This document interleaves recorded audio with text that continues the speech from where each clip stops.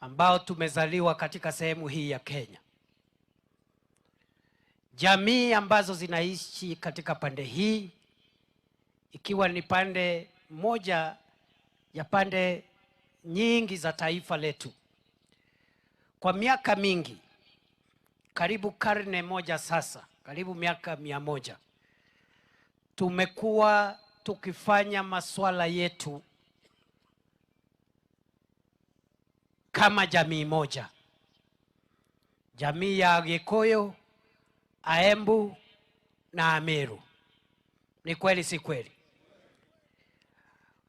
Sisi tumekuwa tukifanya siasa yetu, maendeleo yetu, mambo ya mila, tukiwa kitu kimoja, ambayo ni jamii ya Mlima Kenya, Agikuyu, Aembu na Ameru.